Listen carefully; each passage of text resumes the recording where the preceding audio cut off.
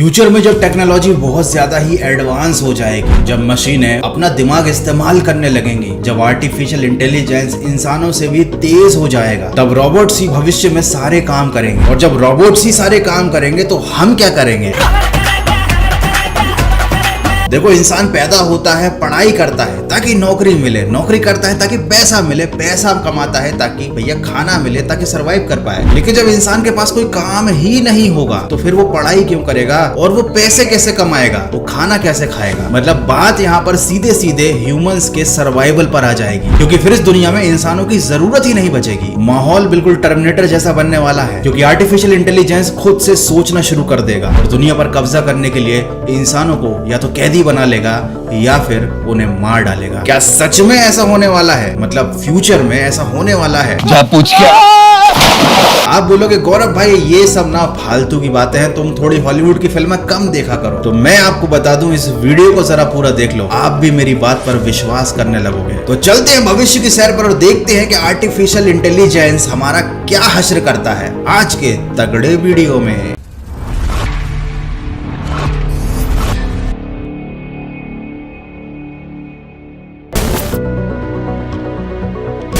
1871 से लेकर 2010 तक लोग टेक्नोलॉजी से डर रहे थे। उन्हें डर था कि जब मशीन ही इंसान का सारा काम कर देगी तो इंसानों के पास करने के लिए क्या बचेगा। एक उदाहरण लेते हैं। खेती करने के लिए लोग पहले बैलों का इस्तेमाल करते थे और बैलों को चलाने के लिए इंसानों का इस्तेमाल होता था। लेकिन जब पहली बार ट्रैक्टर आया तो लोगों ने बोला कि अब बैलों का क्या होगा और बैलों को चलाने वाले उन मजदूरों का क्या होगा। लेकिन समझने वाली बात यह है कि ट्रैक्टर के जाने से भले ही मजदूरों की नौकरी चली गई, लेकिन ट्रैक्टर बनाने के लिए ढेर सारे प्लांट खुले। मतलब जितने लोग शायद बेरोजगार हुए होंगे उससे ज्यादा लोगों को रोजगार मिला। नई नई जॉब्स आई, नई नई अपॉर्चुनिटी आई और लोगों की लाइफस्टाइल बदल गई। और इसी चीज ने लोगों का टेक्नोलॉजी के प्रति डर खत्म कर दिया। लोगों के दिमाग में ये बात बैठ गई कि टेक्नोलॉजी अच्छी होती है, ये जॉब को खत्म करती है तो नए जॉब भी देती है। लेकिन ट्रैक्टर वाला एग्जाम्पल अलग था। यहाँ पर ट्रैक्टर के पास दिमाग नहीं था, इसीलिए उसे चलाने के लिए किसी इंसान की जरूरत पड़ती थी। ट्रैक्टर बनाने वाली फैक्ट्री में मशीन्स को चलाने के लिए इंसानों की जरूरत पड़ती थी। ट्रैक्टर के डिजाइन करने के लिए, नए इनोवेशन करने के लिए इंसानी दिमाग की जरूरत पड़ती थी। लेकिन आप खुद सोचिए, जब मैन पावर को मशीन ने रिप्लेस कर दिया तो इंसानों को कुछ और काम ढूंढना पड़ा। वैसे ही अगर दिमाग वाले काम को भी मशीन से रिप्लेस कर देंगी तो फिर इंसानों के पास करने के लिए कुछ भी नहीं बचेगा। तो एक ही रास्ता बचा है मेरे पास। तो आपका धोती बेचेगा मेरा? क्योंकि इंसानों के पास केवल दो ही चीजें हैं, मैन पावर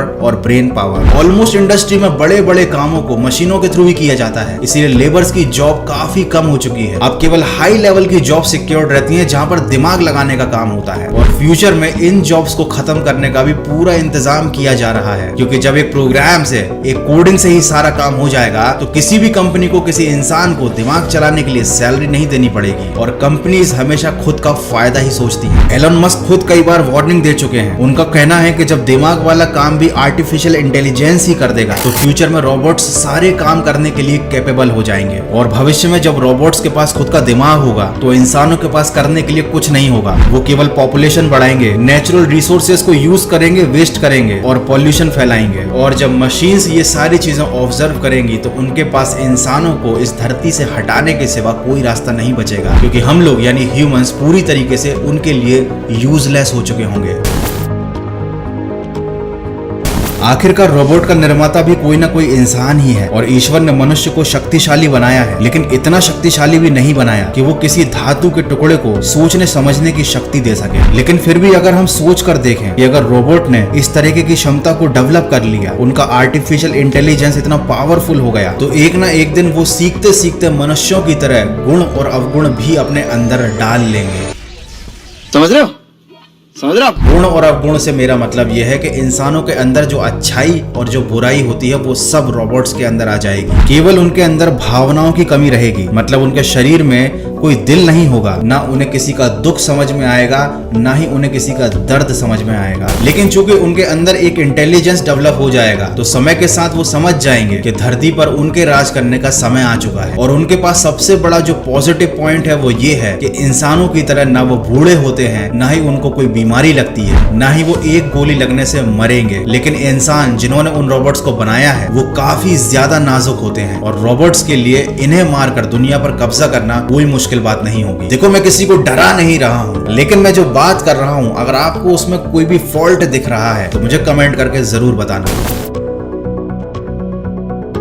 स्टीफन हॉकिंस को कौन नहीं जानता। उन्होंने आर्टिफिशियल इंटेलिजेंस को इस दुनिया की सबसे बड़ी और सबसे नुकसानदेह खोज बताया है और उनका लॉजिक कुछ अलग है। उनके हिसाब से इंसान के एवोल्यूशन में उसकी फिजिकल ग्रोथ में काफी टाइम लगता है। आज हम इंसान इतने आगे आए हैं लेकिन उसमें भी हमें हजारों लाखों साल लग गए। लेकिन आर्टिफिशियल इंटेलिजेंस की सीखने की स्पीड, उसके एवोल्यूशन की स्पीड काफी ज्यादा तेज है और अगर वो इसी स्पीड से ग्रो होते रहे तो करीब 20 साल बाद ही वो इंसानों के दिमाग से भी ज्यादा तेज हो जाएंगे। मतलब बेटा बाप से भी आगे निकल जाएगा। मतलब बाप बाप होता है, बेटा बेटा होता है। और एक समय के बाद वो अपने बनाने वाले रचयिता मतलब इंसान को ही बेवकूफ समझने लगेंगे। हम इंसान उनके लिए कचरा बन जाएंगे जिनकी सफाई का काम रोबोट्स अपने हाथों से करेंगे। क्योंकि आज के समय में ही मेडिकल सेक्टर में बहुत सारे ऑपरेशंस रोबोट्स के द्वारा किए जाते हैं और फ्यूचर में ये काम पूरी तरीके से रोबोट्स को ही दे दिया जाएगा। आर्मी में भी सैनिकों की जगह किलर रोबोट्स का इस्तेमाल शुरू हो चुका है और फ्यूचर में सैनिकों के लिए कोई जॉब नहीं बचेगी क्योंकि सारा काम लड़ने भिड़ने का तो रोबोट्स करेंगे। घर के सारे काम करने के लिए आपको कोई नौकरानी नहीं रखनी पड़ेगी। आपके घर में आपका एक पर्सनल रोबोट होगा। Teacher, engineer, labour, soldier, made जैसे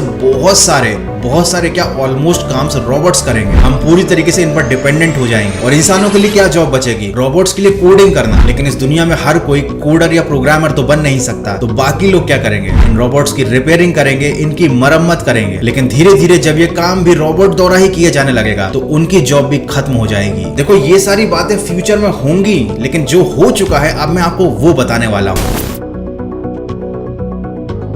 साल 2016 में जून में यह घटना घटी थी जब आर्टिफिशियल इंटेलिजेंस से चलने वाले चैटबॉट्स यानी चैटिंग करने वाले सॉफ्टवेयर को फेसबुक ने डेवलप किया था और अपनी मशीन लर्निंग की एल्गोरिथम का इस्तेमाल करते हुए फेसबुक वाले ये कोशिश कर रहे थे कि चैटबॉट्स आपस में बात करें ताकि वो ज्यादा से ज्यादा सीख सकें और ऑटोमेटिक रिप्लाई करने का सिस्टम और भी ज्यादा डेवलप हो सके। लेकिन इसी दौरान हुई कुछ ऐसी घटना जिसने सबको चौंका दिया। वो चैटबॉट्स जो कि आर्टिफिशियल इंटेलिजेंस से बात करना सीखे थे वो आपस में बात तो कर रहे थे लेकिन एक अलग भाषा में जो इंसानों द्वारा नहीं बनाई गई थी और इंसानों की समझ से बाहर थी। मतलब इतने कम समय में दो चैटबॉट्स ने मिलकर अपनी एक भाषा बना ली और वो सीक्रेटली एक दूसरे से चैट करने लगे। ये तो केवल छोटे छोटे सॉफ्टवेयर थे जिन्होंने अपनी एक अलग भाषा बनाई और अपनी बातचीत को इंसानों से छिपाए रखा। जैसे ही फेसबुक की टीम को इस घटना के बारे में पता चला उन्होंने इस पूरे प्रोग्राम को बंद कर दिया। अब आप खुद सोचिए, अगर ये घटना इतनी छोटी और मामूली होती तो क्या फेसबुक जैसा बड़ा ऑर्गेनाइजेशन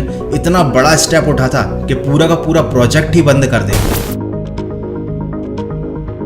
एक बहुत लोकप्रिय गेम है जिसका नाम है अल्फागो। इस गेम में इतने पॉसिबल मूव्स होते हैं जितने हमारे ब्रह्मांड में एटम्स भी नहीं होंगे। 2017 की घटना है। गूगल के आर्टिफिशियल इंटेलिजेंस जिसका नाम था डीप माइंड, उसने इस खेल को खेलना शुरू किया और उसने कुछ ही समय में इस खेल में दुनिया के सर्वश्रेष्ठ खिलाड़ी को हरा दिया। अब सोचने वाली बात यह है कि जब एक गेम के बारे में थोड़ी सी नॉलेज हमने एआई को दी तो उसने दुनिया के सर्वश्रेष्ठ खिलाड़ी को उस गेम में हरा दिया। तो सोचिए, समय के साथ साथ जब एआई के पास इस पूरी दुनिया का ज्ञान आ जाएगा, मानव जाति के इतिहास का वो सारा ज्ञान आ जाएगा जिन्हें इंसानों ने लाखों साल के एवोल्यूशन के बाद पाया है, तो ये मशीनें हमसे कितनी आगे निकल चुकी होंगी। फेसबुक और गूगल जैसी बड़ी कंपनियों के एआई के साथ घटी ये दो घटनाएं हमें भविष्य में आने वाले खतरे का संकेत देती हैं। क्योंकि अगर प्रोग्रामिंग में छोटी सी भी गड़बड़ हो जाती है, मशीन्स को दिए गए इंस्ट्रक्शंस में छोटी सी भी चूक रह जाती है, तो हो सकता है रोबोट्स की पूरी सेना इस दुनिया पर चुटकियों में कब्जा कर ले और तब इंसानों के पास बचाव का कोई रास्ता नहीं होगा। क्योंकि तब सारे काम करने वाले भी रोबोट्स होंगे, सारे प्रोग्रामिंग करने वाले लोग भी रोबोट्स होंगे और सारे सोल्जर्स भी रोबोट होंगे। हम इंसानों के पास ना कोई पावर बचेगी ना कोई पोजीशन।